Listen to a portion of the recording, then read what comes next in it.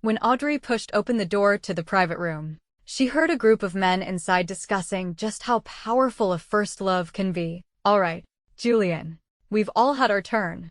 It's you now. Don't try to dodge it." Hearing that name, Audrey's hand froze on the door. After a long silence, Julian took a sip of his wine. A moment later, his deep voice, tinged with alcohol, filled the air. "I have her name tattooed near my heart. I've never had it removed. There's a blood stain on my motorcycle jacket from our first time together. I've always treasured it. My current girlfriend is her substitute." Every word struck Audrey like a clap of thunder. She felt the blood freeze in her veins, as if she'd been plunged into an icy abyss. She was his first love's substitute. The room fell silent for a beat, then erupted in a roar of cheers. "Damn, that's intense. That's our Julian. Killing the competition with just 3 sentences. Such a devoted romantic. I heard Zoe is coming back to the country soon. Since you've never forgotten her, does that mean you'll finally get to rekindle things? It wouldn't be a waste of all those years you've spent pining. But what about your current girlfriend? Isn't she your sister's best friend? If you don't handle this well, they might not even be friends anymore." Julian was silent for a moment and didn't answer, seeing someone about to leave the room. A pale-faced Audrey snapped back to reality and stumbled down the stairs. It was pouring rain outside, but she walked into it as if she'd lost all feeling. Cold raindrops slapped against her face, mixing with her tears as they fell. Her vision blurred with a watery mist, her mind replaying the words she had just heard as memories began to surface. Julian was her best friend's older brother, for years her senior. The first time she saw him was in high school when she and her best friend were cornered and bullied by a group of thugs in an alley. Just as they felt hopeless, Julian appeared on his motorcycle. His long, clean hands unfastened his helmet, his voice cool. "Are you the ones bullying my little sister's friend?" The moment the helmet came off, revealing his face, Audrey heard her heart pound wildly. Although her friend had always said she had a devastatingly handsome brother, seeing him in person still took her breath away. Not to mention, he effortlessly defeated the thugs with a few high kicks, sending them scattering. At that time, every girl in school had a crush on someone, except for her. But that day, she found hers. She fell for her best friend's brother. In college, her face and figure blossomed. With her friend's encouragement, she finally mustered the courage to pursue him. She prepared loving breakfasts daily, engineered all sorts of chance encounters, and researched his interests to find topics of conversation. She tried everything she could think of, but Julian always treated her like a child, remaining lukewarm and distant. Only occasionally, when he caught a glimpse of her face, would he seem lost in thought for a moment. Until the accident. He was driving her home when a car suddenly swerved towards them. Without hesitation, she threw herself in front of him. Thankfully, the car braked in time. She wasn't seriously injured, just a small, nail-sized cut near her eye where it hit the seat. It was a minor injury, but Julian was uncharacteristically nervous. He not only took her to the hospital himself, but also kept asking the doctor if it would leave a scar. Only after being assured it wouldn't did he finally relax, then reverted to his stern self, scolding her for throwing herself at him and asking if she had a death wish. Audrey's eyes shone as she looked at him, her adoration impossible to hide. "Because I like you." Julian froze. Then a cold smile touched his lips. "Like, you're just a kid. What do you know about like? And how long could it possibly last?" "A lifetime," she declared without hesitation. "Julian, I will like you for a lifetime." Perhaps her tone was too firm, too sincere. For the first time, Julian raised his hand and gently touched her face. He sighed, finally saying the words she had dreamed of. "Audrey, let's give it a try." After that day, they officially became a couple. They dated for 3 years. Although Julian was cold by nature, he provided all the essentials of a relationship, and she never dared to ask for more. Until tonight, when this conversation shattered her self-made dream. So, the reason he often stared at her face, lost in thought, was because she was a substitute. The reason he was so terrified of her face getting hurt was because she was a substitute. The reason he always liked to look at her face while they were intimate was also because she was a substitute. She cried her heart out. It wasn't until she returned home, soaked to the bone, that she completely lost her strength and collapsed on the floor. She didn't know how long passed before she slowly came to. The tear tracks on her face had dried. Her mind was clear. Audrey pulled a business card from her bag. A talent scout had given it to her 2 weeks ago after she, on a whim, sang an original song she'd written for Julian at a bar. He said she had a great voice and stunning looks, and asked if she was interested in becoming a singer. The company would take her abroad for 3 years of secret, intensive training to mold her into a top-tier star. Singing was Audrey's greatest passion, and she had dreamt of being a star. But to stay by Julian's side, she had refused the offer. He had insisted she keep his contact information. Now that she knew the truth, there was no reason to stay with him anymore. Looking at the number on the card, Audrey lifted her cold, bluish hand and dialed. The moment the call connected, she cleared her hoarse, weary throat and spoke softly. "Hello, this is Audrey. I'm calling to accept your offer to sign with you. Miss Audrey, you've finally come around. Great. Let's add each other on WeChat and meet tomorrow." Hearing the joyous voice on the other end, Audrey nodded and quietly added him. Not long after she hung up, she heard footsteps outside the door. A few seconds later, the door opened, and Julian walked in, holding an umbrella. Seeing her disheveled on the floor, he frowned. "Why are you all wet?" "I forgot an umbrella." Her wet hair shielded her face, and the motion sensor light went out, obscuring her expression from Julian. He ruffled her hair, still like a little kid. "Remember to check the weather forecast from now on." Audrey didn't respond. She waited until he went into the bathroom before propping up her numb body and going to the other one. After washing up, she lay in bed, staring blankly at the white wall. A little while later, Julian lifted the covers and lay down beside her. The familiar scent of cedarwood filled her senses, and Audrey couldn't stop thinking about what had happened that afternoon. She couldn't help but hug him. Then slowly, she lifted his pajama shirt. There, an inch above his heart, were 3 letters tattooed on his skin. J's Y. It wasn't the first time she'd seen the tattoo.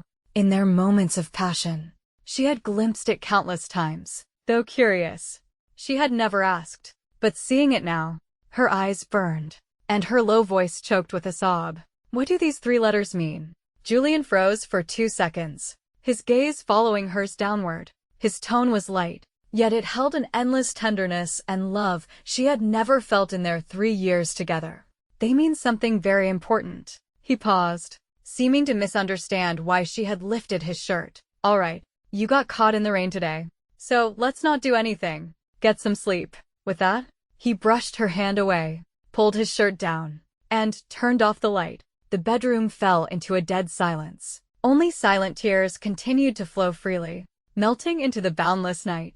The next day, Julian woke up early. He skipped breakfast and was about to leave. Seeing the continuous rain outside and remembering how much he hated going out in it, Audrey stopped him. "You don't have any flights scheduled recently, do you? Why are you going out?" Julian seemed to be in a good mood, a rare hint of a smile in his usually cool eyes. He grabbed an umbrella and turned the doorknob.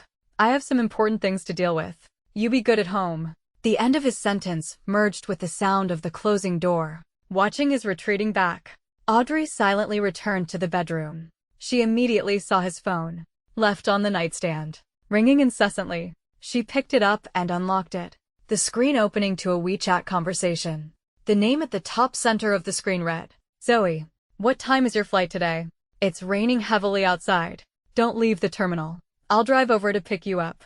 This eager attitude, this caring tone, was a world away from his cold reminder last night to check the weather. So, when it rained heavily, he would proactively pick up the person he truly liked. Audrey glanced at it for only a second before hearing footsteps at the door. She put the phone down and slipped into the walk-in closet just before Julian entered. By the time she came out with her makeup done, the phone was gone, and the apartment was empty. She grabbed her bag, went downstairs, and hailed a cab.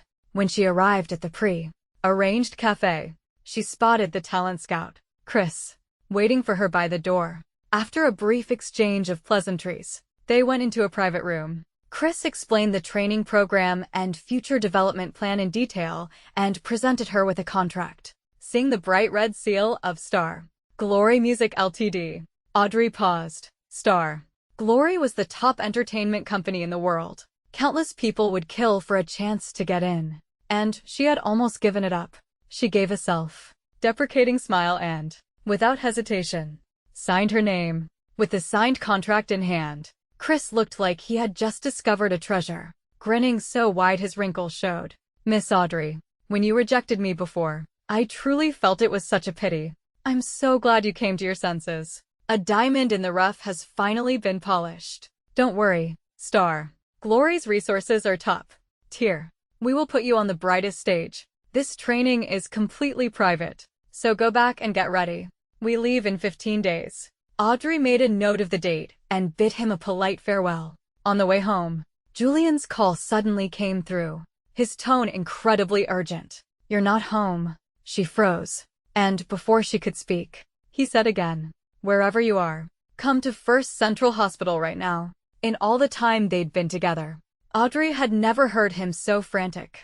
She hesitated for a few seconds, then told the driver to turn around. As soon as she reached the emergency room, she saw Julian standing there, perfectly fine. It wasn't him who was hurt, so it must be.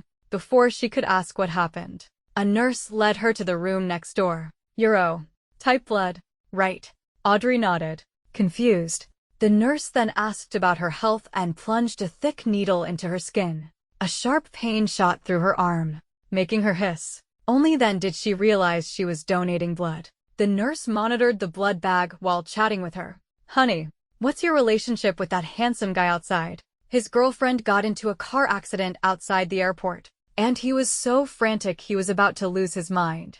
He pulled strings and got our hospital director to come down personally. The hospital's blood bank was low, and he made call after call until he finally got you here. It feels like he's madly in love with his girlfriend. Hearing this, Audrey's heart clenched violently. It was as if a hand had squeezed her heart. The hand was gone, but she still couldn't breathe, the lingering pain unbearable. So, Julian had called her here just to donate blood for Zoe, putting aside how hurtful it was for a substitute to donate blood to the original. He knew she had severe anemia. Did he forget? Or did he simply not care in his desperation to save Zoe? After the donation, she sat for a full half-hour before she slowly recovered. During that time, Julian never once came to see her or ask how she was. It was obvious he was still with Zoe. Of course, she was just a substitute. How could she be worthy of his concern? Audrey laughed at herself, leaning on the wall. She walked out just as the light above the operating room went off. The doctor pushed the patient out. Julian, looking anxious, strode over and followed the gurney into the ward. Through the window, she watched him sit by the bed, tightly holding that pale hand, his face a mask of pleading and fear. Audrey's heart stopped. In her memory, no matter what happened, Julian always had an air of calm detachment, as if nothing concerned him. In the 5 years she had known him, this was the first time she had seen such an expression on his face. So, this is what he looked like when he was truly in love. For the next 4 or 5 days, Julian didn't come back. Audrey knew he was at the hospital, and she didn't contact him. She did 3 things. First, she submitted her resignation at work. Second, she took out her suitcase and started packing. Third, she circled her departure date on the calendar. As the day drew closer, her lost and confused heart finally began to settle. On the first sunny day after the rainy season ended, Julian finally returned. Almost instantly, he noticed things were wrong at home. He looked at the cardboard boxes and frowned. Why did you bring all your things from the office back here? Then, he saw the packed suitcase in the room, his breathing slightly ragged. Why are you suddenly packing? Finally, his eyes landed on the calendar with the circled date. He turned to her. What does this circle on the 30th mean?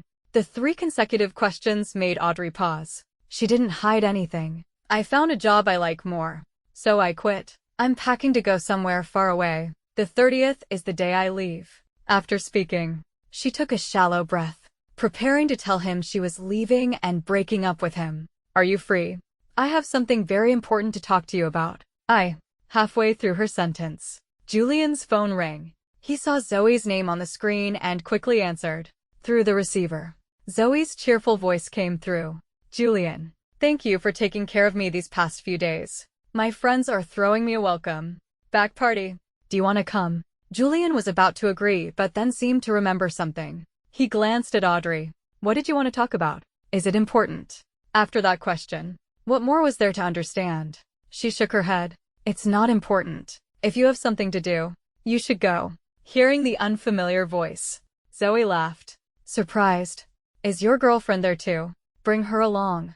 She donated blood for me, and I haven't had a chance to thank her properly. Hearing the words, donated blood, Julian froze. He subconsciously covered the receiver and walked to the side. In the end, whatever they discussed, Julian ended up taking Audrey with him. She hadn't even had a chance to say no before he eagerly ushered her into the car. On the way, he offered a brief explanation for the past few days. The person who just called was a friend of mine. She got into a car accident when she returned to the country, and the hospital's blood bank was low. I remembered you had the same blood type, and it was an emergency, so I called you over. I didn't have time to explain. You haven't messaged me these past few days. Are you angry about it? No. I have anemia. I've just been resting, so I didn't contact you. Audrey's tone was flat, as if she didn't care at all. Seeing her pale face, Julian's heart tightened, and a wave of guilt washed over him. Right. How could he have forgotten? She had anemia. He was about to apologize and ask what gift he could get her to make up for it, but she had already closed her eyes, seemingly unconcerned. In the end, he could only stop himself from speaking. After getting out of the car, they headed straight for the designated private room. But as soon as they pushed the door open, they both sensed the oppressive atmosphere. It was supposed to be a welcome back party, but almost everyone there was a man, most of them Julian's friends. They looked at him, wanting to say something but hesitating. Before they could speak, Zoe came over with a smile. You're here. Her gaze fell on Audrey's face, and she paused for a moment before smiling again. So this is your little girlfriend. She looks so young. Thank you so much for donating blood for me last time. You practically saved my life. If you ever need anything, just say the word, and I'll be there. Audrey forced a smile. You're exaggerating. Zoe smiled, told them to sit wherever they liked, and went to greet other new arrivals. Although she wasn't there, Audrey's gaze remained fixed on her. When Julian saw Zoe laughing and chatting with other men, his face darkened. When he saw her eat a few too many macarons, he silently had the waiter bring every macaron in the venue to her. When he saw the champagne tower accidentally get knocked over and about to fall on her, he immediately stood up and shielded her with his body. Careful. Sharp glass fragments cut several gashes on his left hand. Everyone urged him to go to the hospital to get it treated, but he just wrapped a silk scarf around it, completely unconcerned. It's a small cut. Nothing to worry about. Seeing the white silk scarf stained with blood, Audrey put the car keys she had just taken out back into her bag. The room was quiet for a few minutes, then quickly returned to its lively state. At 8 o'clock, seeing that everyone was enjoying themselves, Zoe picked up the microphone and announced loudly, now that everyone's here, I can announce the important news. As I'm sure you all know, I broke up with my boyfriend before coming back. I brought everyone here today to find a new one. As soon as she said this, everyone looked at Julian with trepidation. He said nothing, just stared at her, his hand crushing the glass he was holding. His hand was covered in blood, but Zoe ignored it, instead raising her glass to him with a smile. Julian, I didn't invite you here for nothing. I want you to help me vet your friends and see which one is a good match for me. The entire room fell silent, looking at the dodging eyes of the men and Julian's dark face. Audrey finally understood why the atmosphere had been so strange when they first arrived. Just as everyone was on edge, a boy sitting in the middle suddenly stood up. Before he could finish saying, have to go to the restroom, Julian flipped the table in front of him and shot him a cold glare. You dare say yes? Suddenly put on the spot. The friend was speechless, unsure whether to stand or sit. But Julian clenched his blood-soaked fist, walked up to Zoe, and questioned her with red-rimmed, trembling eyes. Zoe, sometimes I really wonder if you have a heart. With that, he turned and left the room without a backward glance, slamming the door behind him, completely forgetting he had left his girlfriend behind. With things in such a mess, the party couldn't continue. Audrey gave a self-deprecating smile and went to the restroom. As she reached the hallway, she heard Julian's friends arguing with Zoe. Zoe, what are you thinking? Why did you have to pull this stunt to piss Julian off? You should know better than anyone that he's always wanted to get back together with you. How could any of us dare to make a move on the person he's obsessed with? If he wants to get back together, I should just agree. Where's the sincerity? Sincerity? Damn it. What more sincerity do you want? Do you have any idea what he's been through these past few years? In our circle, you'll never find a romantic as devoted as him. He's a golden boy, and you've driven him mad. After you broke up with him and went abroad, he drank himself half to death every day. The moment you posted on social media about liking something, he'd buy it for you, no matter the cost. Then fly abroad overnight to secretly leave it at your door. A while ago, you told your friend you hadn't seen fireworks in a long time, so he immediately arranged for a massive fireworks show in Paris. Don't tell me you didn't know about any of this. Hearing the friend's indignant tone, Audrey's hand trembled slightly. During their years together, Julian would often disappear without explanation. So, it was all for Zoe. The argument in the hallway grew more heated, but Zoe was unfazed. He did all that willingly. I didn't force him. Besides, it's all small stuff. What's the big deal? Let's see him risk his life for me one day. Zoe, you just keep taking advantage of Julian's feelings. The day his patience runs out and he stops liking you, you'll regret it. Stop liking me. That's hilarious. He even found a girlfriend who's my substitute. How could he possibly stop liking me? This is between him and me. It's none of your business. Zoe's tone was full of conviction. After saying this, she turned around triumphantly, only to come face to face with Audrey, who was standing not far away. Seeing her there, the group of them froze. Zoe, however, recovered quickly. With Julian gone, she dropped the polite act and cast a pitying glance at Audrey. You heard everything. Good. It's pathetic to be kept in the dark. Little girl, you're just a minor character in my story with Julian. I'd advise you to get out while you still can. With that, she clicked away in her high heels. The hallway fell silent, leaving only Julian's friends, their faces flushed with embarrassment, stammering out an explanation. Audrey, it's not what you think. It's.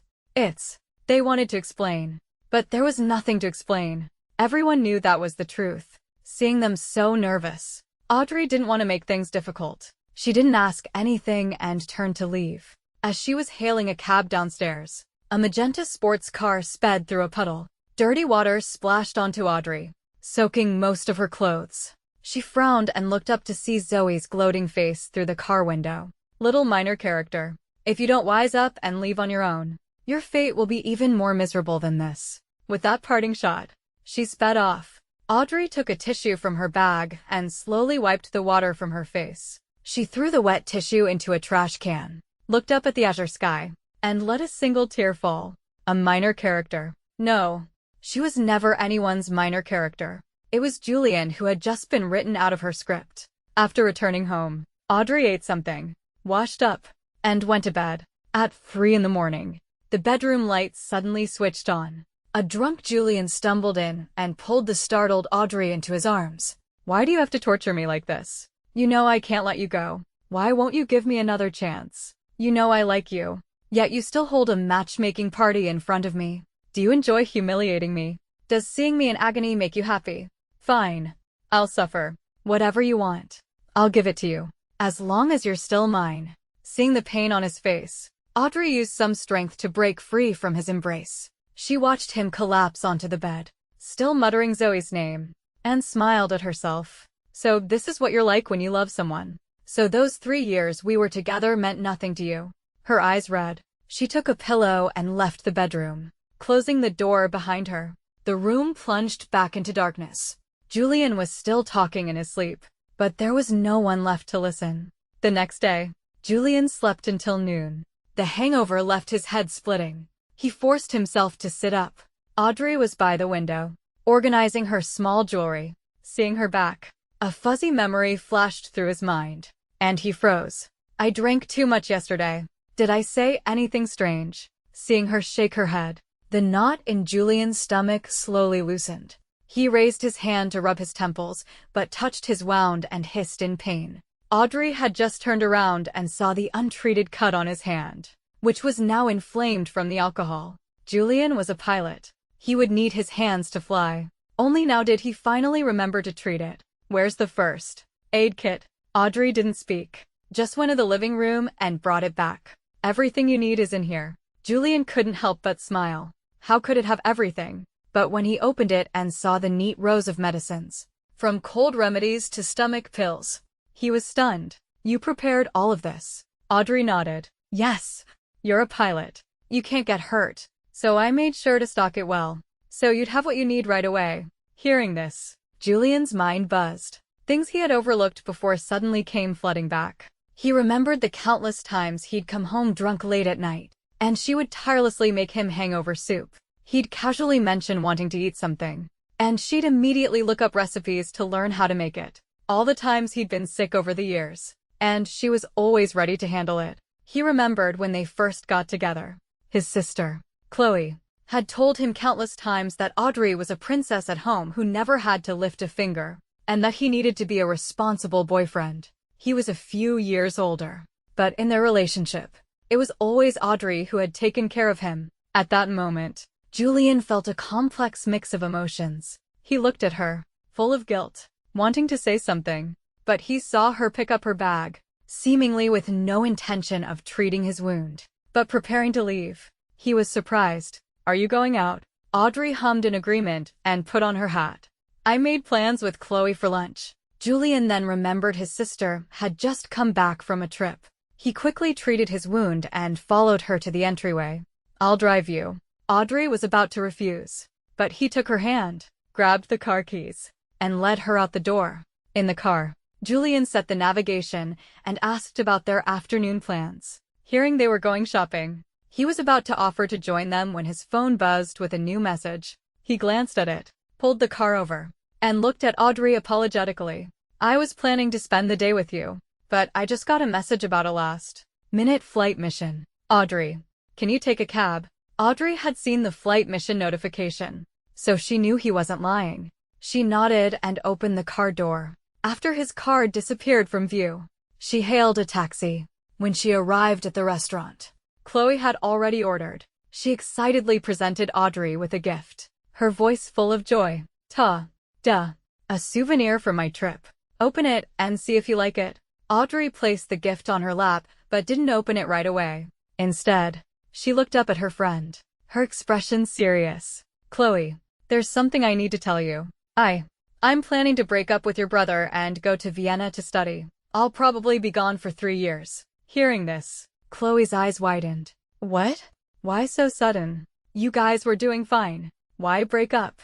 Audrey smiled and told her the truth. Because your brother doesn't like me. He only got with me because I look like his ex-girlfriend. He's been using me as a substitute. She had already let it go, so she could say it without any emotion. But Chloe, upon hearing it, was instantly furious. She slammed her hand on the table, her voice full of disbelief. Ex-girlfriend. Who? That Zoe. When they broke up, my brother was drinking himself into a stupor every day. It's been so many years, and he's still not over her. How does Zoe even look like you? You're way prettier than her. My brother is throwing away someone who only has eyes for him, and he's still thinking about her, and using you as her substitute. The more she spoke, the angrier she got. She stopped eating, asked where Julian was, and stormed out. She knew Chloe had always been a little afraid of her brother, but now she was standing up for her like this. Audrey was very moved, but she had already decided to let Julian go and didn't want to make things so ugly. She quickly tried to stop her, but despite her efforts, Chloe still ran to the nightclub. At the door of the private room, just as she was about to push it open, she saw Zoe standing in the center of the crowd, looking at Julian with an arrogant expression. If you want me to forgive you so badly, fine. Let me ride you like a horse, and I'll consider it. Hearing this, before Julian could even speak, the friends around him exploded, rushing to intervene. Zoe, you've gone too far. It was your fault in the first place. With that whole choose a boyfriend stunt. That's why Julian got angry and stormed out. And now you casually say you want to see him. And he dropped an emergency flight mission just to appease you. He came here to apologize without even changing out of his uniform. And you're being so unreasonable. Exactly. Julian is a big deal. No one in this city would dare talk to him like that. How could you humiliate him like this? Faced with the barrage of accusations, Zoe was unfazed. I don't care about all that. He scared me that day. This is how I want him to apologize. Besides, what's wrong with giving your favorite person a piggyback ride? If he's so high and mighty, he shouldn't have come looking for me. Amidst the noisy argument, Julian's face was cold. After a moment, he met Zoe's spoiled gaze and said in a low voice, "If I let you, will you stop this whole choose a boyfriend thing?" Yes. After getting a firm answer, Julian undid the top few buttons of his pilot uniform, slowly bent down, and said, "Get on." Everyone's jaws dropped, their eyes wide with shock, seeing Zoe triumphantly climb onto his back. Chloe, outside the room, was fuming. She gritted her teeth and was about to charge in but was dragged into the elevator by Audrey. Chloe struggled and cursed, and when she turned to tell Audrey to let go, she froze at the sight of her expression. Her face was blank, but tears were falling like broken strings of pearls. They dripped onto Chloe's hand, extinguishing the fire in her heart. She quickly pulled Audrey into a hug, frantically and lovingly wiping away her tears. Her own voice choked with sobs. "Audrey, don't cry. Please don't cry. Okay, you don't have to be with my brother anymore. I'll introduce you to other handsome guys. Okay." Audrey smiled, trying hard to swallow the bitterness, but she couldn't stop sobbing. Actually, I'm not that sad. I've already decided to let him go and start a new life." But why was she crying? Perhaps it was seeing all this with her own eyes, remembering too much of the past, that she suddenly realized. So, when Julian liked someone, he would be affected by their emotions. He would rush to them regardless of anything. He would swallow his pride and give in. His love would be on full display for everyone to see. And she had never been loved by him. After getting home, Audrey's mood had stabilized. She woke up the next day, one day closer to her departure. She went to her favorite singer's concert alone and recorded the sea of blue lights as tens of thousands of people cheered. She pinned the video to the top of her social media feed, then deleted all the posts she had shared during her relationship. A few good friends who knew she was going to pursue her dream left encouraging comments. "Audrey, I hope one day I can be your #1 fan. Future superstar. Can I get an autograph in advance?" Julian, who had been missing for days, also liked the post. Seeing the sudden red heart, Audrey was a little surprised. She remembered Julian never posted on social media, nor did he look at other people's feeds. It wasn't until she saw a few messages from Chloe that she understood. "Audrey, I got that woman's WeChat. I'm so mad." Below were a few screenshots of Zoe's daily posts. Sunsets by the sea, strolls through flower fields, city lights and candlelight dinners. Every post had a comment from Julian. "Why didn't you post the one I took? I heard the cherry blossoms on West Mountain are blooming too. I'll take you there in a few days. The shrimp is a bit hard to peel, but if you like it, it's no trouble for me." Scrolling through them, it was like reading a couple's daily romance. So, he had been staring at Zoe's posts all day, saw hers by chance, and gave it a casual like. Audrey smiled faintly, comforted Chloe, and silently packed up all the gifts Julian had given her over the past 3 years. The couple's items they had bought, the photos they had taken, and the diaries she had written. She made several trips to carry them downstairs. Just as she was about to throw them away, she saw Julian suddenly return. He seemed to be in a good mood, a smile at the corners of his eyes and lips. Seeing her, he paused, then changed direction and came over. "What's in the boxes? Are you throwing them all away?" "Just some useless clutter." Julian nodded, handed her a cake, and bent down to help. The sight of the cake made Audrey freeze for a second. Why the sudden cake? Hearing this, Julian stopped what he was doing and looked at her, his face slightly grim. "You don't remember. Today is my birthday." His birthday. Audrey then remembered it was indeed around this time, a month ago. She had been agonizing over what gift to get him.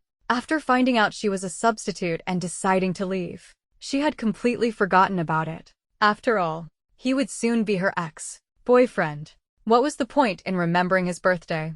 Seeing the flash of realization on her face, Julian's breathing grew a little heavier.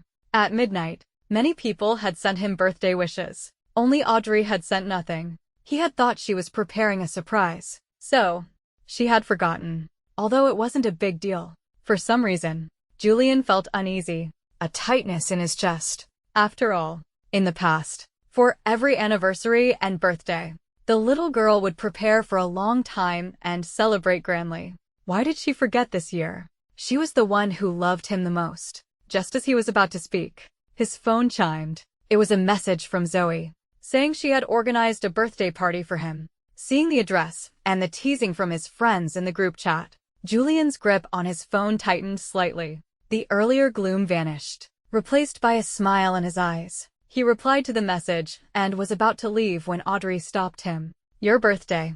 Julian froze. I have something to do right now. We can celebrate together when I get back later. Audrey hummed in agreement and quietly watched him leave. After his figure completely disappeared, she threw all the boxes away. Remembering Julian's overjoyed expression, she knew he wouldn't be coming back to celebrate with her today. Strangely, she felt a sense of relief. The trash can was nearly full. She tossed the cake in as well and went upstairs. A few hours later, Audrey received a message from Chris. We leave tomorrow, 9 in the morning. I'll come pick you up. She had just replied with an okay when one of Julian's friends suddenly sent her a voice message. Audrey, come to the Hilton Hotel. Something's happened to Julian. Quick. Hearing his urgent tone, Audrey was taken aback. The next second, Chloe called, her voice choked with sobs. Audrey, my brother, he. Only then did she realize the seriousness of the situation. She rushed downstairs and hailed a cab. As soon as she got out of the car, Chloe grabbed her and ran towards the lake, explaining what had happened in broken sentences. Zoe's ex-boyfriend followed her from abroad to the hotel to ask for a reconciliation. My brother got angry and fought with him. Instead of stopping them, she egged them on, threw a necklace into the lake, and said whoever retrieved it, she'd be with. The ex-boyfriend was about to go in, and my brother wanted to jump in too. There's a cliff under this lake. Even professional divers don't dare to go down. A group of people tried to talk him out of it for a long time, but he wouldn't listen. Audrey, please help me. He's the only brother I have. The more she heard, the more silent Audrey became. She wanted to tell Chloe that if it involved Zoe, not even 100 of her could convince Julian.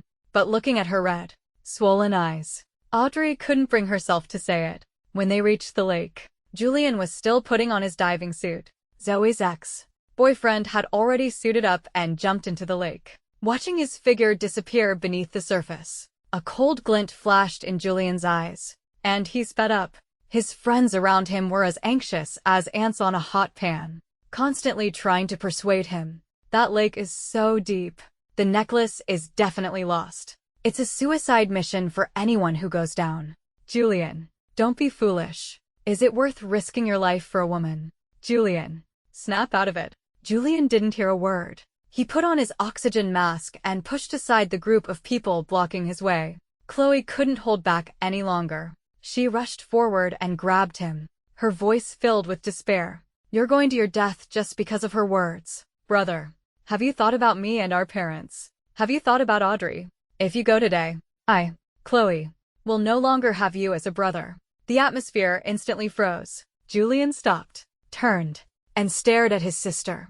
After a long time, he raised his hand, held hers, and said in a low voice, I'll be back. Don't tell Mom and Dad about this. And don't you dare tell Audrey. With that, he pried Chloe's fingers off one by one and jumped into the water without a second thought. Watching the ripples spread across the lake's surface, Audrey stood not far away, her hands clenched into tight fists. It was quiet all around, but someone let out a soft laugh, drawing everyone's attention.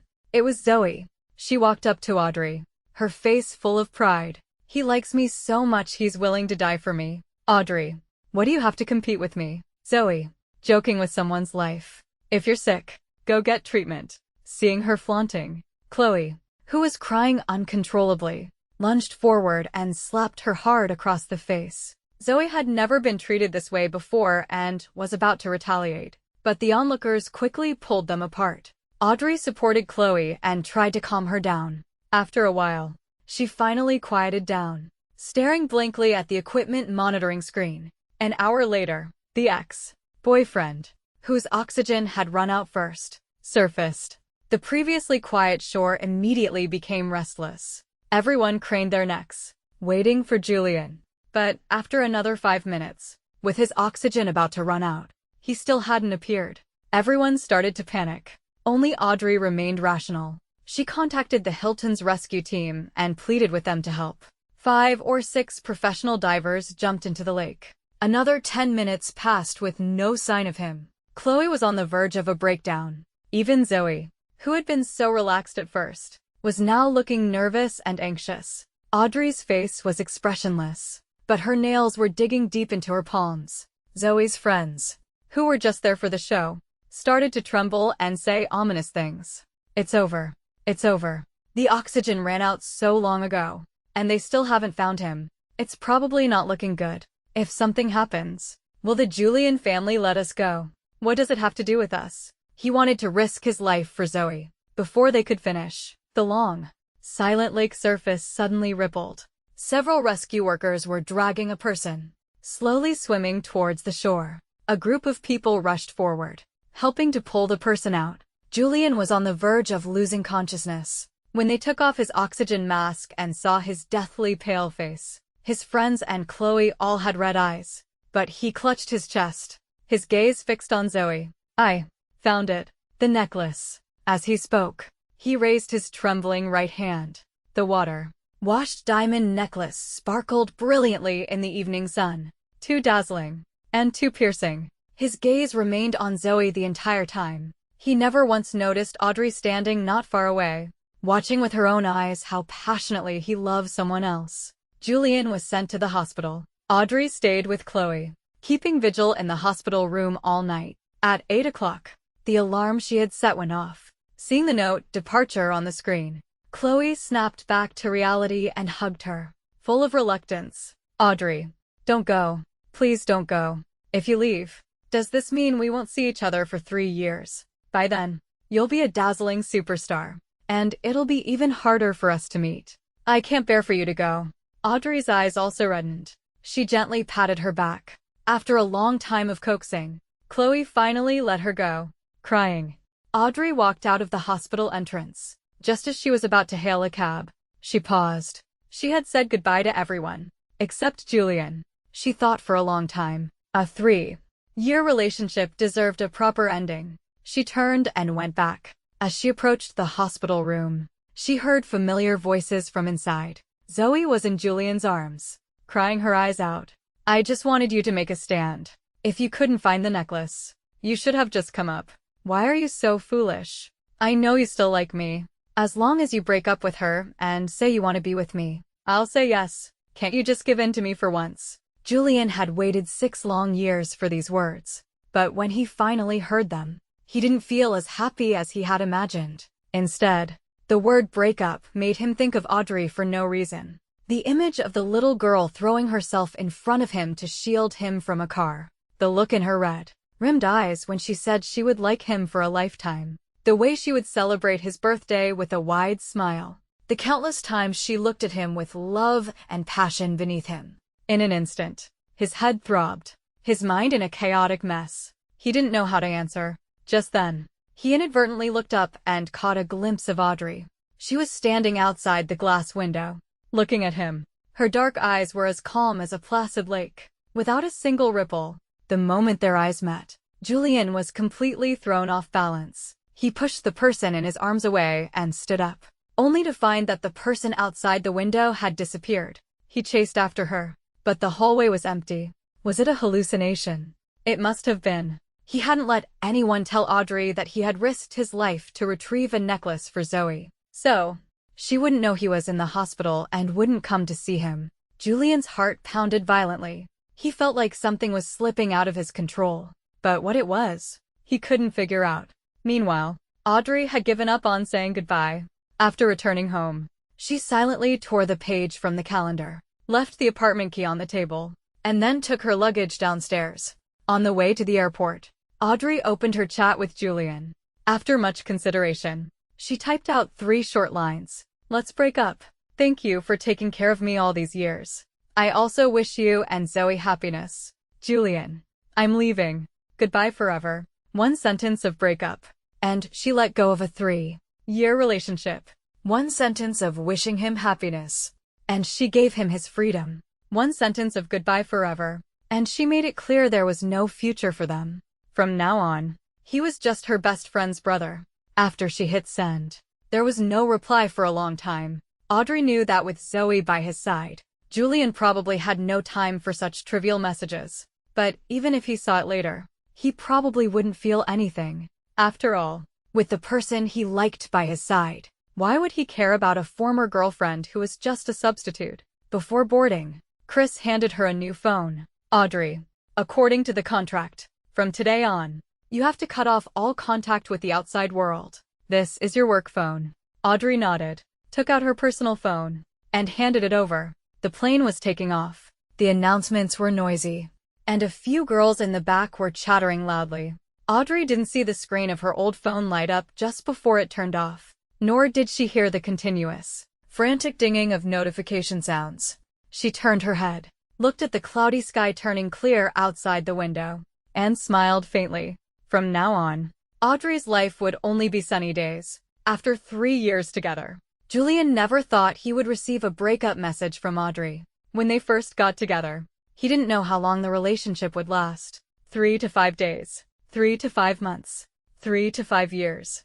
It would be around that long. He had someone he couldn't let go of in his heart. Audrey was just a temporary harbor, so he had barely invested any real feelings into the relationship. The hope in her eyes when she talked about marriage, the tears welling up when she felt wronged. Julian had seen it all, but he had never taken it to heart. He thought he could be as hard as iron, just treating her as a substitute to get through those difficult years. But when the person he had dreamed of returned, he found he wasn't as cold and decisive as he had imagined. The person who should have broken up with him long ago was still by his side, becoming the key obstacle to his reconciliation with Zoe. Everyone around him told him to make a clean break, but he was caught between his old love, unable to let go, and his substitute, unable to be ruthless. He couldn't make a choice, foolishly thinking he could just drag it out, until he saw those 3 messages with his own eyes. Julian felt as if his soul had been ripped out.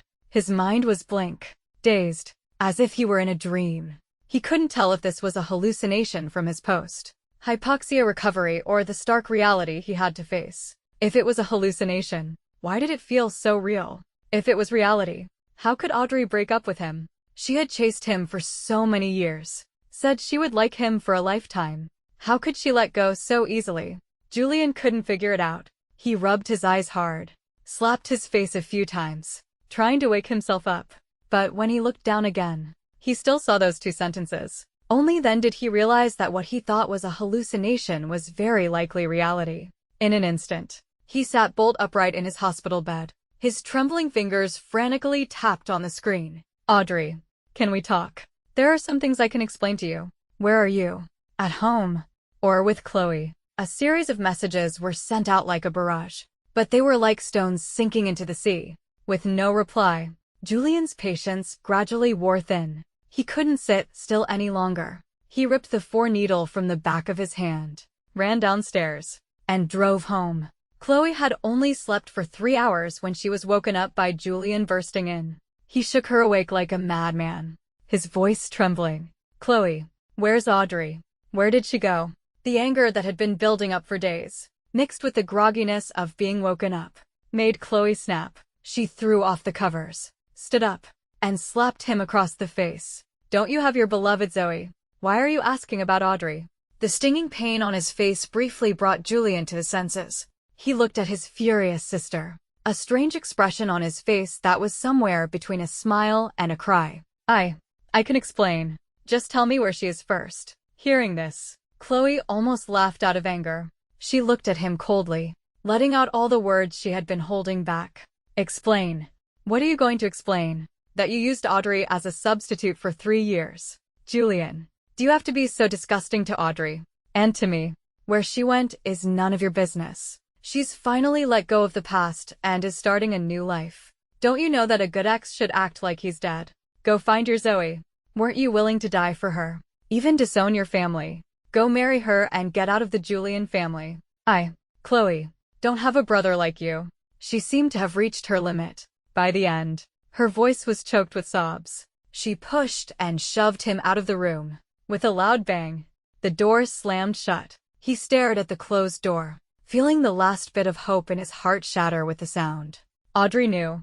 Did she know he had used her as a substitute? He felt all his strength drain away, and he staggered a few steps. The guilt and regret that had been buried deep in his heart erupted like a volcano, completely overwhelming him. Carrying a thermos of chicken soup into the hospital room, Zoe was stunned to find it empty. A nurse who was cleaning up the medical equipment muttered to herself, "What could be so urgent that he'd just pull out the 4-needle?" Zoe's heart sank. She quickly took out her phone to contact Julian. No reply to her messages. No answer to her calls. After waiting for half an hour with no response, Zoe got annoyed. She called one of their mutual friends. "Where's Julian? Have you heard from him?" Audrey broke up with him. "Julian's at home now." Hearing the first part of the sentence, Zoe's impatience instantly vanished. Her eyes lit up with joy. She hung up the phone, grabbed her bag, and leisurely went out. She hailed a cab and went to the Julian family's old mansion without even calling first. Since Audrey was so sensible as to break up with him, Julian was now completely in her grasp.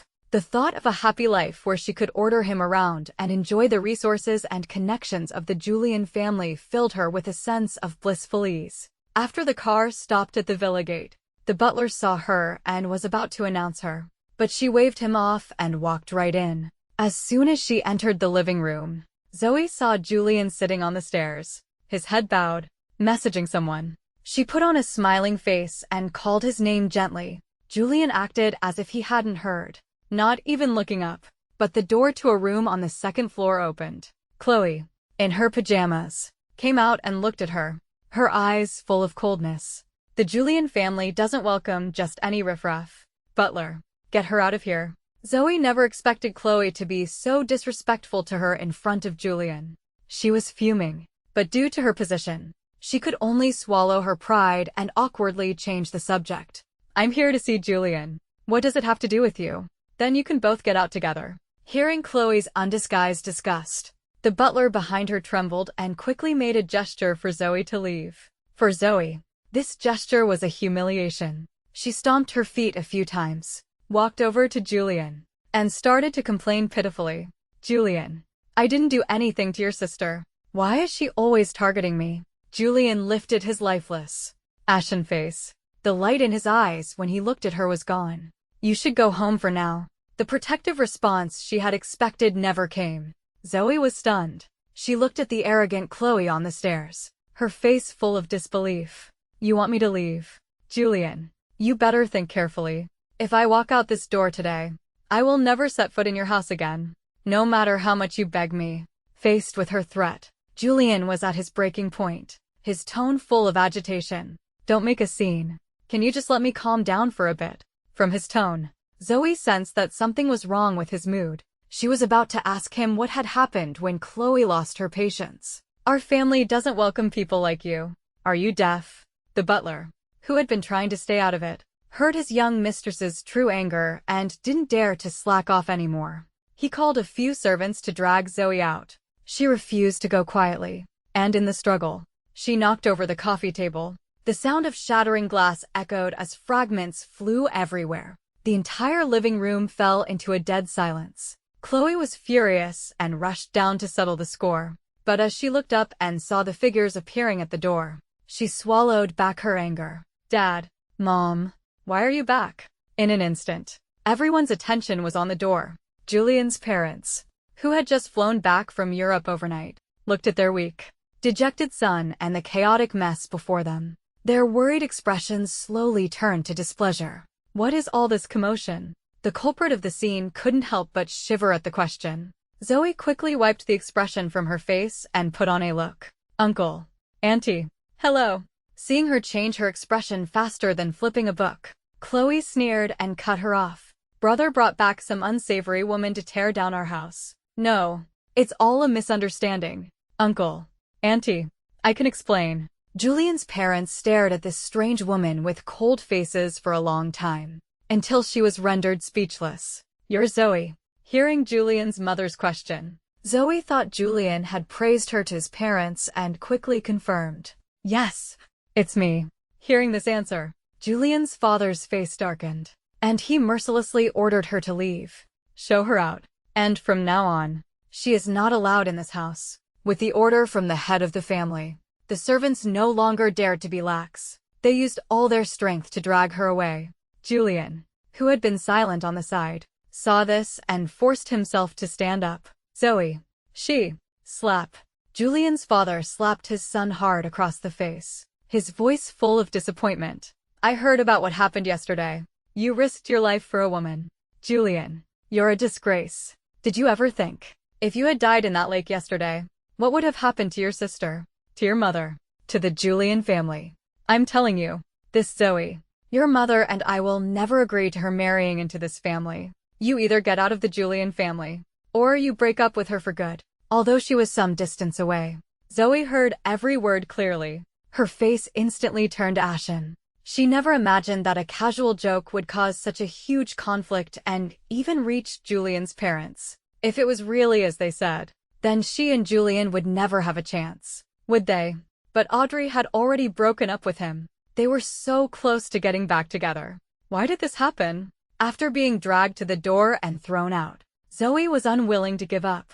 She forced down her panic, took out her phone, and sent Julian a dozen messages trying to explain. Time ticked by. It was almost dark, but he hadn't replied to a single one. Staring at the blank chat screen, Zoe felt more and more insecure. She quickly hailed a cab to go discuss countermeasures with her friends. On the way, she also contacted Julian's friends to ask about the situation. Soon, a reply came back, but it wasn't the one she wanted to hear. Julian has been contacting people all afternoon, trying to find out where Audrey went after the breakup. We've practically turned the entire city upside down, but there's no news about her at all. He's going crazy. Julian was acting this way because of Audrey. The shock of this news was 100 times stronger than his parents' words. She never imagined that a substitute who had left could make Julian abandon her.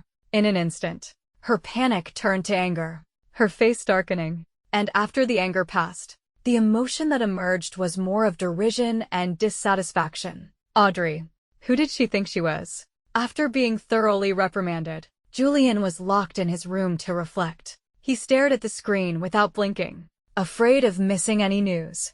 But the replies he got were all, without exception, nothing. The more he saw, the deeper the pain in his heart grew. His fingers dug into his own flesh, leaving bloody marks. Yet it couldn't alleviate his anxiety and unease. He had nearly blown up her phone, but whether it was by car, train, plane, or boat, he couldn't find Audrey's name.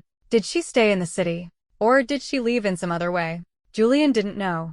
He had also contacted her friends, but no one would answer his calls. Even if they did, it was just a cold "I don't know" or a barrage of mockery. He was at his wit's end, but he had to keep trying to find a way. He waited from afternoon until dawn, without a moment's rest.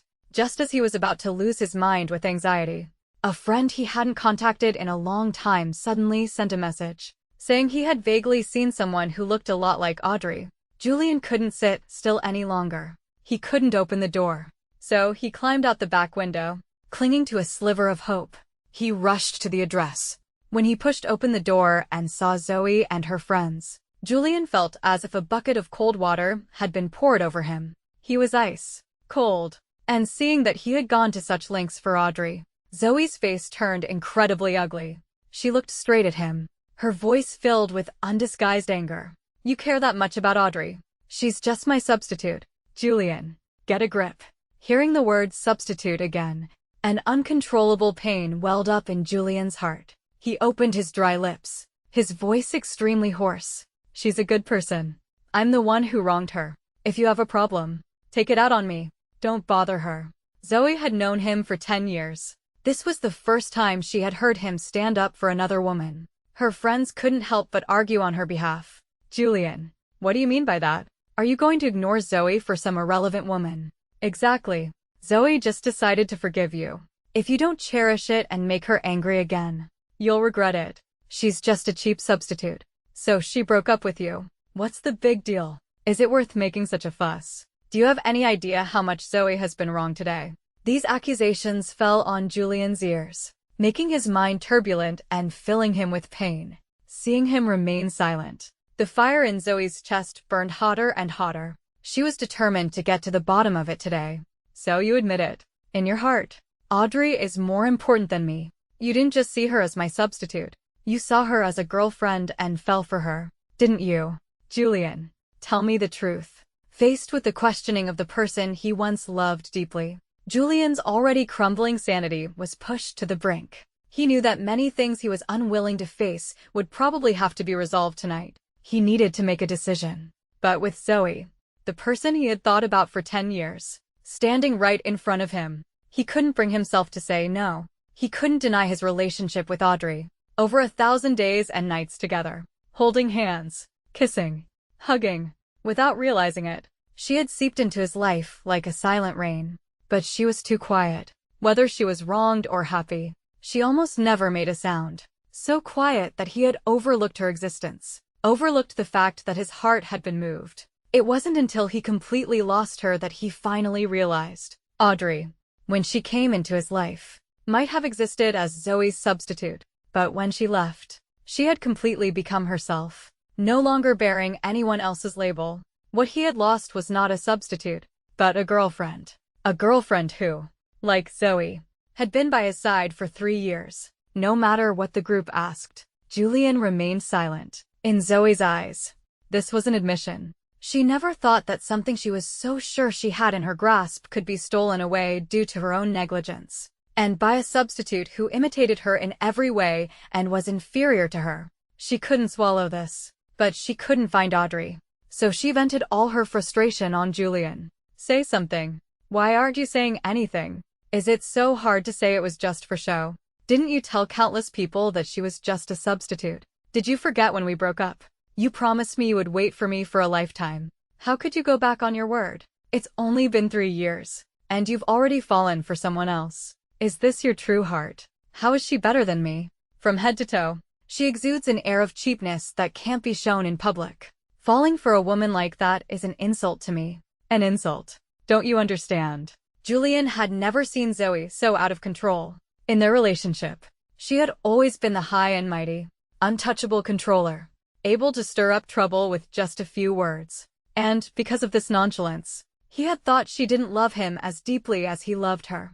But it was only at this moment that he finally caught a glimpse of her hidden heart. So she could also feel panic, insecurity, and pain. These emotions should have been what finally put his mind at ease. But for the wavering Julian, these emotions were like pouring hot oil on a raging fire, making his tormented heart even more agonizing. He couldn't understand. If she cared so much about him, about their relationship, then why could she be so ruthless as to leave him for 7 years? He clenched his fists tightly, looking at the person before him with red-rimmed eyes. He couldn't hold back any longer and questioned her. What about you? Why did you break up with me and go abroad when I was at my most vulnerable? Why were you gone for 7 years? You clearly hadn't let me go either. Right. I just wanted to see if you could really love me with all your heart for a lifetime. Just like you said. Did you do it? No. You fell for Audrey.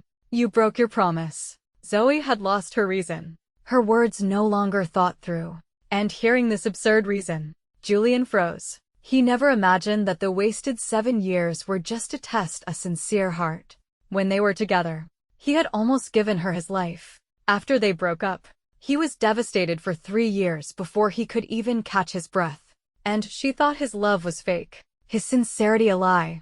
In an instant, the persistence and trust that had supported him for 10 years crumbled into dust. Looking at the person before him again, her features were the same as before. But Julian felt only strangeness. The last bit of obsession, of wanting what he couldn't have, just dissipated. He lowered his eyes, his voice filled with an unconcealable weariness. Yes, I broke my promise. Then let's end it here. Time passed day by day. Julian tried every means possible, but he couldn't find any news about Audrey. She was like she had vanished from the face of the earth, without a trace. From 1 month, to 6 months, to 3 years. He never gave up searching for her. Slowly, Audrey, like Zoe before her, became an obsession Julian couldn't let go of. He still lived in that apartment. Every day he woke up to the room that was the same but different. And he would zone out for a long time, All traces of her had been cleared away. The only thing he had to remember the past by was the pitifully few photos of them together on his phone. In 3 years together, there were only 7 photos in total. He looked at them over and over again. In his endless longing, Julian grew older. His family started to frequently pressure him to get married, forcing him on blind dates, introducing him to all sorts of girls. But he refused to meet any of them. Everyone thought he had been hurt by Zoe and no longer had any expectations for love. But only he knew that after that frank confrontation, he had completely let her go. Could a love that had persisted for 10 years really vanish in an instant? Julian thought it was possible. After all, between him and Zoe, there was a long 7 years, over 2,500 days and nights, much longer than the time they were together. That passionate love, under the grinding of time, had slowly lost its original color, tainted by the pain of unrequited love. More than love, that feeling was closer to a habit. When the habit was broken, he finally realized that he had long been able to break free from it. But Zoe couldn't understand his thoughts and kept pestering him. As they tangled, Julian's 27th birthday arrived. As in previous years, he went back to have dinner with his family, where he was once again pressured to get married. Chloe still hadn't come back. When asked, she just said she was busy. He didn't know if she was telling the truth, but he knew that due to Audrey's departure, the siblings' relationship had been distant. He was getting annoyed by all the talk and drank a little too much. When he was leaving, Chloe happened to be coming back. He called out to her, "I've been drinking. Can you drive me?" Chloe was full of reluctance. Just as she was about to refuse, a look from their parents forced her into the car. On the way, she didn't say a word, her face cold. Julian's mood also sank. He pondered for a long time before speaking. "Are you planning to just keep avoiding me like this?" "What do you mean? Avoiding? We're on different paths. Isn't it better to have less contact?" Chloe didn't take the olive branch he offered and retorted. Seeing her unforgiving attitude, Julian couldn't help but rub his temples. "What happened in the past? I was wrong to Audrey. I apologize to you. Can you just let it go? Mom and Dad are watching. If you keep making a scene, do you think they feel good about it?" Hearing him bring up their parents, Chloe was speechless and rolled her eyes. "Now you're worried about them. When you were willing to die for Zoe, why didn't you think about them then? Don't pull that big brother act on me. I told you long ago, I don't acknowledge you as my brother." After venting all her frustrations, Chloe started playing music, no longer bothering to argue with him. The small car was filled with the noisy sound of heavy metal music. Julian couldn't find a chance to speak, so he could only open the window and watch the neon lights outside. After some time, the playlist ended and started over. The first song was a ballad, with a light piano intro. Julian's gloomy heart finally eased. He leaned back in his seat, about to close his eyes and rest for a bit, watching the final curtain of the sunset glow. Stars and clouds wave in response. "Which way does the wind blow?" the soft, crooning voice began, and he opened his eyes, subconsciously looking at the screen. Chloe, reacting quickly, skipped to the next song, although he didn't see the singer's name. Seeing her action, Julian became more and more certain. That voice just now was Audrey's. He turned his head sharply to look at her and saw the fleeting panic on her face, and the forced composure as she deliberately changed the subject. "We're here. Get out." Watching Chloe's fleeing figure, Julian's intuition grew stronger. He hurried home, turned on his computer, and started searching for the lyrics he had just heard. Soon, the search engine returned the relevant information. Unmet star. Singer. Audrey. Song introduction. Julian's gaze froze when he saw the name Audrey.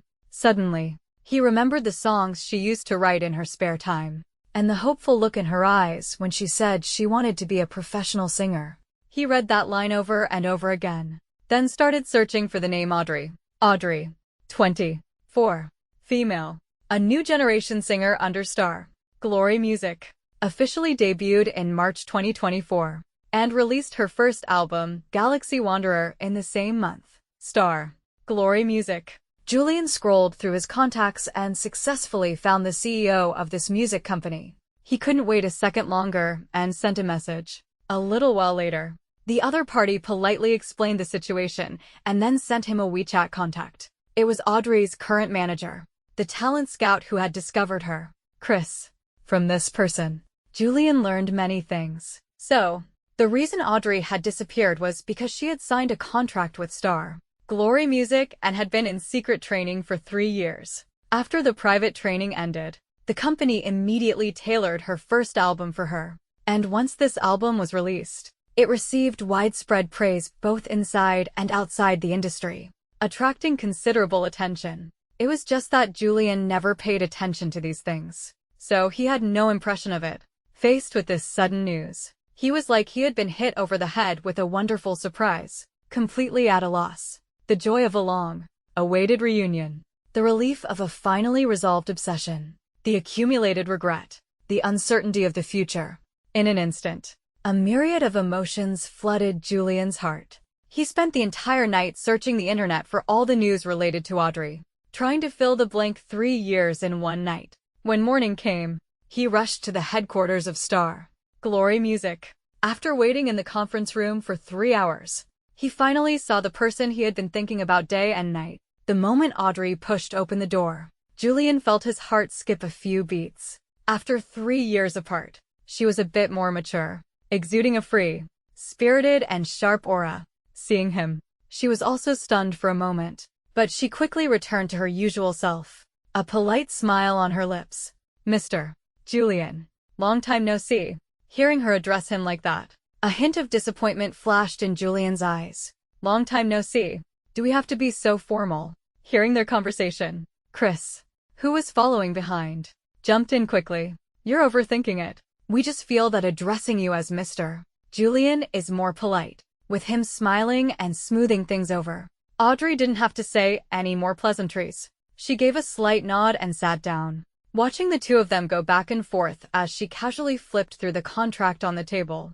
Last night, she had received a message saying there was a project to discuss, so she had rushed over in the morning. On the way, she got a message from Chloe and had a vague guess that it was Julian who had sought her out. Half a month ago, when she returned from Vienna, she had heard from a group of people about all the things he had done to find her in these 3 years. Besides being surprised, she was also a little confused. He had only seen her as a substitute, and Zoe had agreed to get back together with him. Why was he still so hung up on someone who had already left? So, after the collaboration was discussed, and they were the only two left in the conference room, Audrey didn't beat around the bush and asked directly.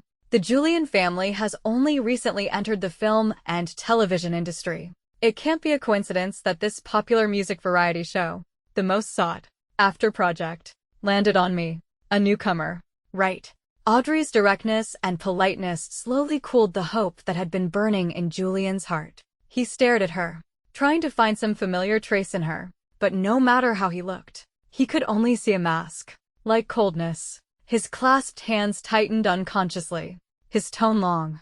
So what if it is? And so what if it isn't? Audrey, between you and me, do we need to be so clear? Cut. The expected answer. Audrey took a sip of her coffee, her voice slight. Between you and me, Mr. Julian, our relationship is that of an investor and a musician. Of course, some things need to be made clear to avoid misunderstandings. Is that all? Seeing the fleeting disappointment in his eyes, Audrey's tone remained firm. Of course. Before coming here, Julian had imagined 1,000 possibilities for their reunion. Silence, tears, or feigned composure. The one thing he hadn't expected was a business like distance. Was he the only one still clinging to the past, unable to extricate himself? Julian desperately wanted to refute this, so he could only bring up the past, trying to seek confirmation. But we were together for so long. Have you forgotten everything? 3 years. It's also been 3 years since we broke up. Not too long, but long enough to start a new life. There's no need to reminisce about the past, is there? After all, it wasn't a pleasant memory. Every word was like a needle piercing Julian's body. The dense pain that spread through his heart made it difficult for him to hide the grief on his face. The atmosphere in the room froze. He could vaguely hear his own ragged breathing. After a long silence, Audrey heard his low, hoarse apology. I'm sorry, Audrey. I was wrong in the past. I failed your sincere heart. I'm very sorry. To this day, Audrey had actually let go of those past events. When you're young, in a fit of passion and impulse, Who hasn't acted recklessly for love? And she just had a bit of bad luck and loved the wrong person. She accepted her mistake. And she had the courage to start over. So, faced with this belated apology, she felt no ripples in her heart. It's all in the past. There's no need to bring it up again. With that, Audrey stood up and left the conference room. A reunion, just like that, ended so abruptly. Chris, who had been waiting outside for a long time, saw her come out and immediately crowded around, his voice full of excitement. Audrey, you and Mr. Julian are old acquaintances. Did you have a good chat just now? Having known him for so long, Audrey knew what he was thinking and chose her words carefully. A friend's brother. We've met a few times before. We had a decent chat, but we're not close. Chris knew her temperament even better and chuckled. Trying to fool me again. Are you? If you were really not close, would a spot that everyone is fighting for fall to a newcomer like you? Give me the inside scoop. What connections do we have in the industry? That way, when I fight for you with the higher UPS, I'll have some leverage. If I really had connections, would I have had to slog it out under you for so many years? Brother Chris, don't get any funny ideas. Let's just honestly sing, train, and wait for our turn. Audrey persuaded him as she pushed him into the recording studio, starting the day's work. They were busy until evening, when the new song was finally recorded. After work, Audrey stretched and left the company. Downstairs, she saw Chloe waiting in the distance, waving at her. Although the two sisters had met on the day she returned, she had been busy with work and moving for the past half-month, so they had only been in contact by phone. They were both free tomorrow, so they had planned to get together. First, they went to their favorite restaurant from the old days. Then they saw a movie. By the time they came out, it was already 11 o'clock. Audrey took her directly to her new home, seeing the new slippers, pajamas, and daily necessities prepared for her. Chloe was overjoyed. She pulled Audrey onto the sofa, and they watched a drama, ate snacks, and chatted about gossip. The scene was no different from years ago. They both felt like they had returned to their school days, full of emotion. What? Julian came to see you this morning. Although Audrey mentioned it casually, Chloe exploded like a pot of boiling water. Seeing her so agitated, Audrey quickly pulled her down, handed her a glass of juice, trying to calm her down. We were talking about work. We didn't say much. Don't make such a big deal out of it. Chloe took a big gulp of orange juice, still resentful about what had happened 3 years ago, her voice full of righteous indignation. He still has the nerve to see you. Pfft. If it weren't for some blood relation, for the things he did, I would have found a group of people to beat him up. I warned him countless times, but he's still the same. No, I'm going to find him tomorrow. Audrey, don't worry. I will definitely not let him bother you again. Audrey knew she was doing this for her own good, but they were siblings, after all, and she didn't want Chloe to have such a strained relationship with her family because of her. She began to persuade her gently. Chloe, I've let go of the past. You don't have to worry anymore. From now on, in my eyes, he's just my best friend's brother. Chloe stared at her intently, seeing the relaxed expression on her face when she said this. She was finally convinced that she had really let it go. What brother? I don't have a brother like that. From now on, just treat him as a familiar stranger and ignore him. If he dares to bother you again, you tell me, and I'll teach him a lesson for you. Seeing her chattering on about standing up for her, Audrey's heart warmed, and she pulled her into a hug. Okay, you're right about everything. I will obey. Chloe finally felt a little better and fed her some fruit. Watching her eat with gusto, she suddenly remembered something and asked, You said he came to see you for work. What work? He invited me to participate in the 3rd season of The Sound of My Heart as a regular guest. Hearing this, Chloe remembered that her family was indeed the biggest investor in the show. She frowned and spoke hesitantly. This show was indeed invested in by Julian. It's been very popular in the country these past 2 years. He gave one of the 4 regular guest spots to you. What's his game? Audrey had also thought about this question, but no matter what his intentions were, getting this spot was, after all, an opportunity for a newcomer like her. So she didn't want to waste her energy trying to guess his motives. Who cares? The company will handle it, so nothing bad will happen. I'm just worried that getting such a good job so suddenly, will people call me a resource queen? With me here, how could that happen? Audrey, don't worry. I'll take care of your online reputation. If anyone dares to call you a resource queen, I'll have a music variety show tailored just for you, to show everyone what real connections look like. Seeing that she had let go of her worries, Audrey also breathed a sigh of relief and continued her train of thought. Just me. Will there be an audience? Why don't you invite all the big name artists in the industry to be my guests? That would create some buzz. Otherwise, you'd just be losing money to promote me. What's our relationship? If I promote you, I promote you. Who can say anything? The two sisters went back and forth, enjoying themselves immensely. They chatted until dawn before Chloe finally got sleepy. Audrey tucked her in and turned off the light, listening to the light breathing beside her. She smiled softly. Everything was not as it used to be, but thankfully, she and Chloe were still the same as always. The next day, the two of them slept until the afternoon. After washing up, Chloe complained that she was hungry and took her out, saying she wanted to try a newly opened dessert shop. The shop was on a hillside. Because it was a weekday, there weren't many people. They found a seat on the terrace, looked at the red cherry blossoms and green leaves all over the mountain, and exchanged little secrets. Just as they were in the middle of a lively chat, a few people suddenly passed by.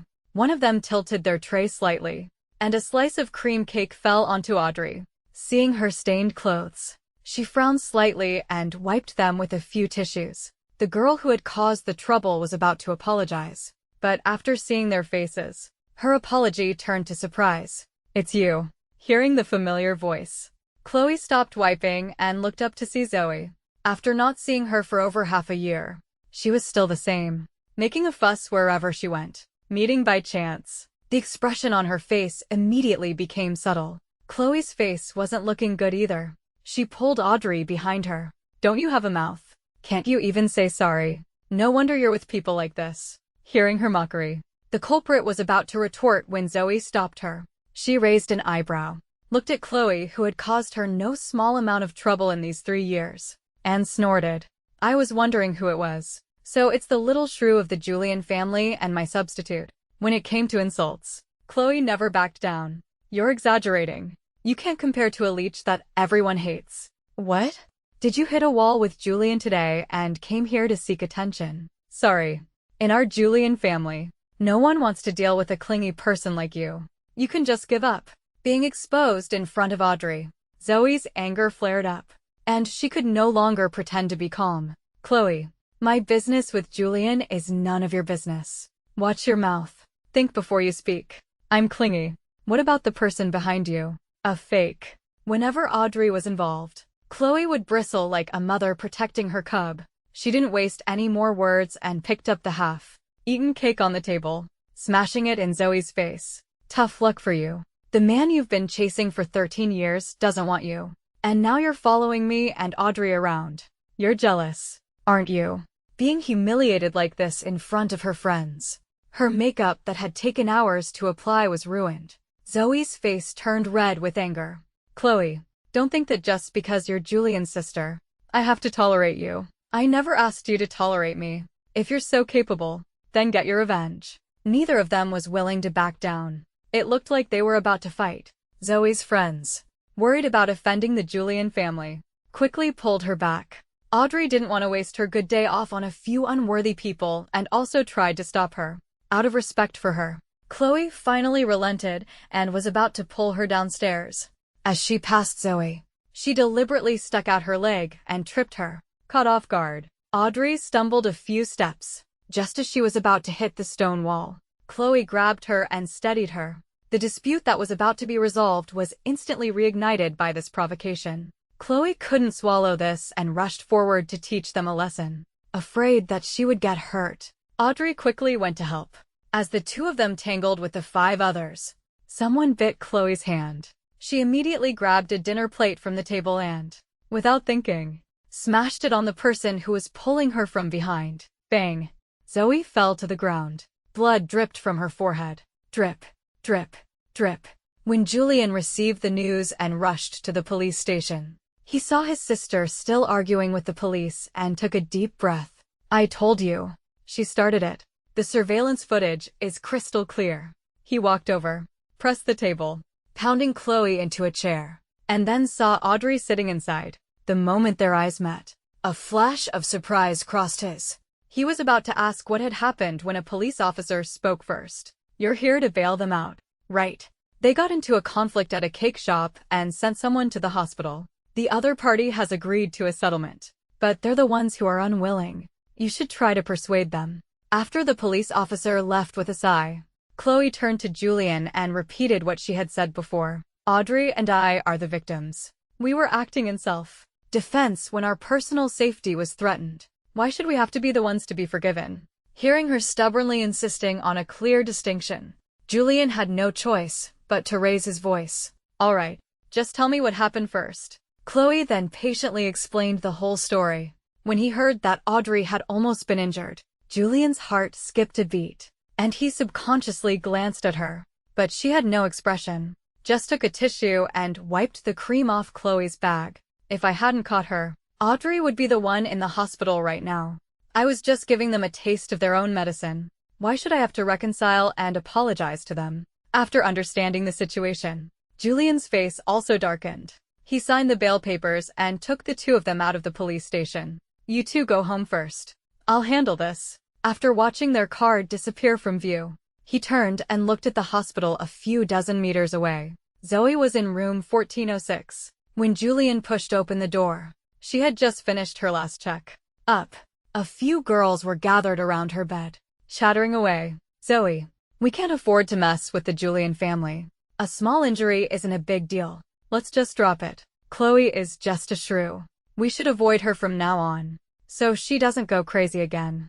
Having to swallow her anger after being injured, Zoe was fuming. Just as she was about to lash out, she saw Julian. Her angry face seamlessly switched to a pitiful expression, her eyes misty.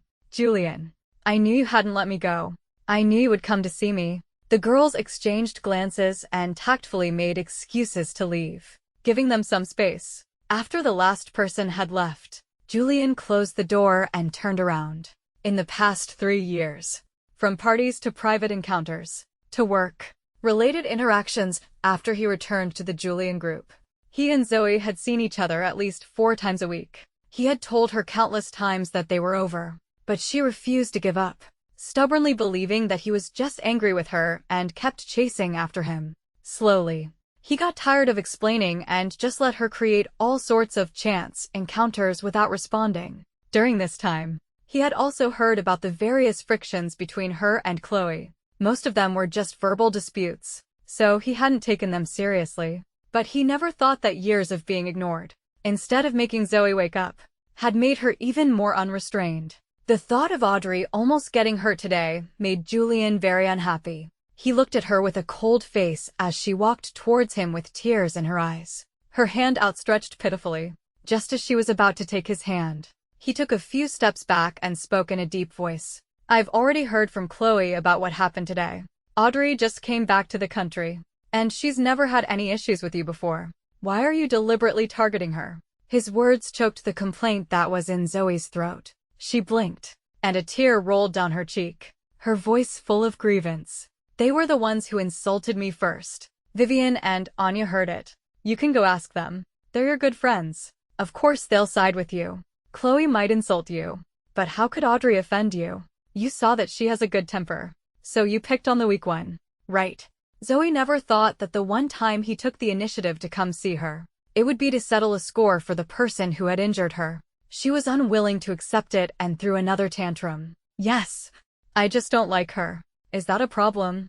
If it weren't for her, how would we have ended up like this? You're still speaking up for her now, which means you don't care about me. Why should I care about an ex-girlfriend from 10 years ago? Zoe, I've told you countless times. We're over. You're just the one who doesn't believe it." Seeing him say this with a blank expression, Zoe completely lost her reason. "You broke up with her 3 years ago too, didn't you? We're both ex-girlfriends. She's just my substitute. Why are you putting all your thoughts on her? Didn't you promise to love me for a lifetime?" Julian had seen her break down and cry like this countless times in the past 3 years. He was immune to it. His phone chimed a few times. He took it out and saw a message from his secretary, his tone turning cold. The 5 projects that the Julian and Jiang families were collaborating on. I've already halted all of them. As for whether to resume cooperation, it depends on your attitude. If you cause trouble for Chloe and Audrey like you did today again, you'll face the consequences. Hearing his icy tone, Zoe looked up abruptly, her eyes full of disbelief. What did you say? You're doing this to me to stand up for them. Take a good look. I'm the one who's injured. Julian's patience had run out. He gave her one last look. His eyes held only endless indifference. Chloe is my sister. Audrey is the person I care about most. Don't you understand? With that, he turned and left, regardless of her reaction. The moment the door closed, heart-wrenching sobs echoed in the room. But Julian didn't look back. Audrey took Chloe home, and they both changed out of their stained clothes. The housekeeper had already made dinner. They chatted about what had happened today as they ate. Just as they finished, Julian's call came. I'm done here. Where are you guys? Let's have dinner together. I have something I want to ask you. Chloe put down her chopsticks and said leisurely. No need. Audrey and I have already eaten. If you have something to ask, say it now. Don't interrupt our sisterly get-together. Then let's go for a coffee. It's still early. As his sister, Chloe immediately saw through his scheme and snorted. I was the one who hit her. I was the one who caused the scene. It has nothing to do with Audrey. You're just using the excuse of asking something to see her, aren't you? Let me tell you, she has nothing to do with you now. You can drop those little ideas of yours. After saying her piece, she didn't give him any face and hung up the phone. Seeing the triumphant look on her face, Audrey couldn't help but laugh softly. Chloe, how come your temper has grown so much in these 3 years? You even dare to challenge your brother now. It's all to protect you from being wronged. It's not easy for me. You know, the holiday break after a busy period came to an end, followed by 3 consecutive months of non-stop work. The recording for the show, The Sound of My Heart, also began. As soon as the cast list was announced, it caused a widespread discussion. The main hot topic was how Audrey, a newcomer, became a regular guest. Faced with a flood of questions, Star Glory Music struck while the iron was hot and directly released Audrey's second original album, The Moon. At that time, with the continuous exposure, this album broke the 10-year-old newcomer record in the mainland and dominated the charts on multiple music platforms. In addition, the company also released a documentary, revealing all the creative details of the album to the public. In just half a night, Audrey's fans grew from a few thousand to 1 million. And after the show aired, in this music variety show that focused on original creations, she received widespread praise both inside and outside the industry for her excellent creative concepts, moving works, and humble personality. By the time all 8 episodes had aired, Audrey had become a hot new singer, songwriter in the music circle, with her fan base soaring to 7 million. With great fame comes great slander. During the final phase of the show, a secret rumor suddenly began to circulate online. It said that the reason Audrey had become an overnight sensation and, without any qualifications, a guest on The Sound of My in-depth and heartfelt speech. Hello everyone, I'm Audrey. I would like to respond to the recent hot topics of discussion among netizens. First, the rumors about my relationship with Mr.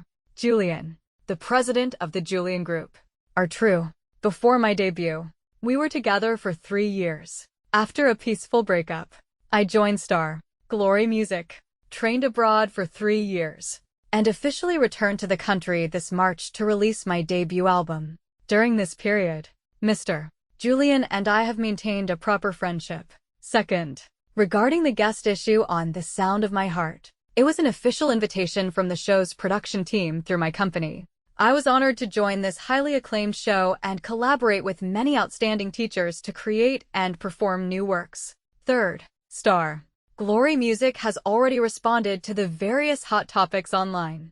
I will not elaborate on other unfounded rumors. As soon as this statement was released, it topped the trending charts. The Julian Group's official account directly reposted and pinned it. Star Glory Music also collected information on users who continued to spread slander and prepared to take legal action. After seeing both sides openly admit it, most netizens stopped the discussion.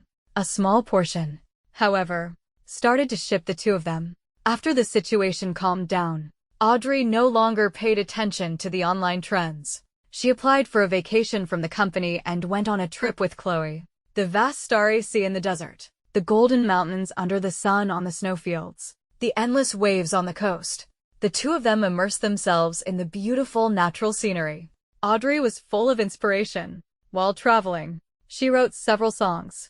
As her first listener, Chloe not only posted travel diaries online, but also gave her a lot of feedback. By the time they reached their last stop, Audrey already had 4 almost finished song demos. She sat on the sofa, recording her inspiration one by one. Chloe sat beside her, interacting with netizens. She suddenly burst out laughing, clutching her stomach. Audrey leaned over and saw a comment from one of her fans on the screen. The mysterious backer that netizens have been digging for. Could it be you, sis? Seeing the sneaky emoji attached to it, Audrey couldn't help but laugh along. Chloe crossed her legs and replied to the message. That's right. It's me. What's the big deal about me inviting my baby Audrey to a show? At the end of this year, I'm also going to release a brand new documentary for her. Remember to follow. Family. Seeing the words she typed, Audrey looked at her in surprise. A documentary? How come I didn't know? Chloe took out the video footage she had taken with her camera over the past month and smiled brightly. I've already prepared it. I've recorded the entire process of these 4 songs from scratch. When I get back, I'll have someone edit it. As soon as your new album comes out, I'll release it. I'd like to see who dares to question your ability then. Seeing her best friend being so thoughtful, Audrey's nose stung, and she hugged her. Chloe, why are you so good to me? Because you're my precious treasure. Who else would I dote on? Chloe playfully tapped her nose, her eyes crinkling with a smile. Cry baby. Why do you cry so easily? After the trip, Audrey threw herself back into work. The production of her 3rd album. Invitations to write theme songs for 6 or 7 movies and TV shows. The recording of 2 music variety shows. Big and small things piled up. And she was so busy she was almost working overtime every day. But because it was her passion, no matter how hard or tiring it was, she had no complaints and instead felt that her life was very fulfilling. When the first snow of early winter fell, Audrey's 3rd album, Heart Lake, was completed. On the day of its release, the title track Ripples swept across all platforms, causing a sensation. And at the 39th National Music Awards, this album won 3 major awards: Best Song, Best Album, and Best Songwriter. During the interview after the award ceremony, a reporter asked a question. Miss Audrey, in your debut year, you have released 3 albums of different styles. Which one are you most satisfied with? The one I'm most satisfied with. Audrey thought for a moment and picked up the microphone. Actually, for me, all 3 albums have a special meaning. Galaxy Wanderer was a CD that I created and polished with my team during my trainee period.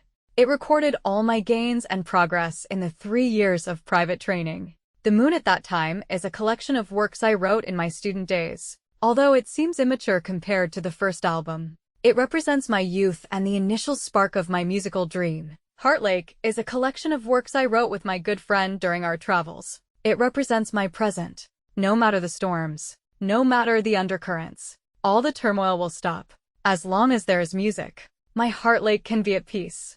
One more question. It's been a hot topic online that the folk song, Where the Moon Goes Tonight from The Moon at that time, was written for your first love. Is that true? The moment this question was asked, the bustling scene quieted down, facing the countless flashing lights. Audrey smiled slightly and answered honestly. Yes, this was the first song I wrote independently. It was a gift for my first love. Although the relationship has come to an end, I think the feelings of that time, the crush and the liking, shouldn't be buried in regret. So I presented it to all the listeners. Thank you all for understanding the precious sincerity in this song. I also wish everyone happiness. As for the past that has already passed, let it be fixed there. Julian, who had been watching the ceremony from the audience, was stunned by her answer. A fuzzy memory flashed through his mind. 6 years ago, when he had just agreed to be with Audrey, she would send him long voice messages every day. He never had the patience to listen to what she said, never opened a single one, and would only perfunctorily reply with an okay. On his birthday, she took him to a bar and said she wanted to sing her first work for him. Unfortunately, just as the intro started, He saw a message from Zoe in the group chat, saying she wanted to eat a certain dessert, and he left in a hurry. When Audrey finished singing and came off the stage, she found that he hadn't heard the song and cried in front of him for the first time. Julian didn't understand the preciousness of a sincere heart back then and only thought she was being unreasonable.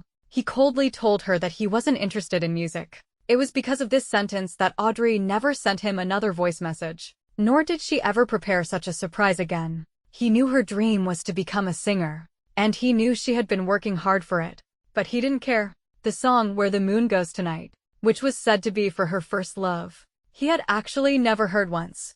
And now, if he wanted to hear her sing it for him alone again, it was no longer possible.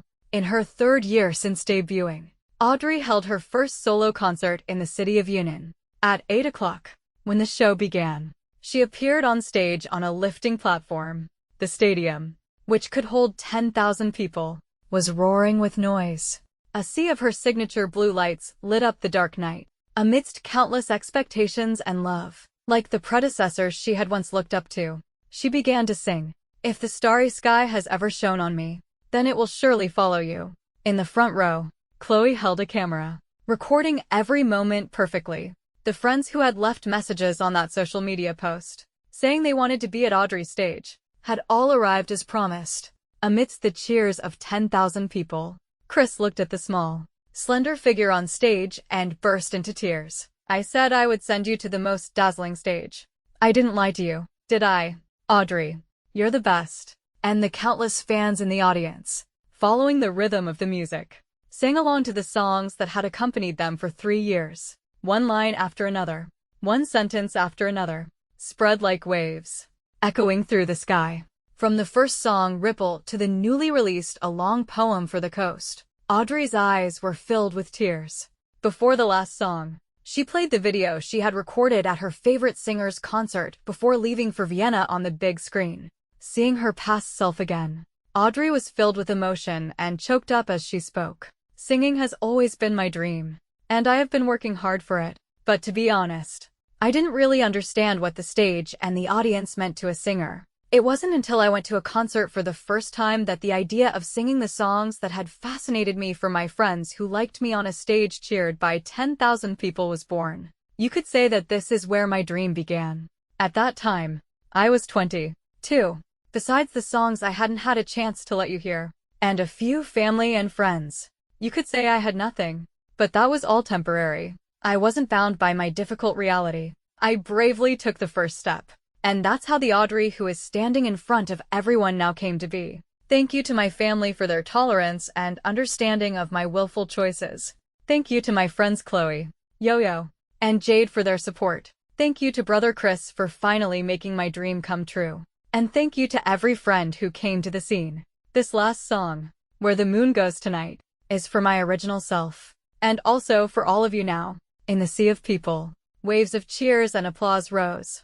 Julian, submerged in the sea of lights, looked up and silently watched the person in the moon white dress on the screen. She stood there quietly, able to rival the bright moon. For no reason. Julian thought of the first time he saw Audrey. A spring day, warm sun, a canopy of shade from the trees. He had just come out of the library and saw 2 little girls in front of him. One of them looked a lot like Chloe, so he wanted to go up and say hello. He raised his hand from behind and tapped his sister's head twice. Before he could ask, "Where are you going?" he froze, because the face that turned around was not Chloe's. It was a face that could evoke his past memories, a face that made his heart beat faster. In that instant, he almost called out another name. It wasn't until his real sister beside him tapped him twice that he barely came back to his senses. The siblings chatted for a few sentences. When he turned around again, he met a pair of curious and innocent eyes, like a deer's.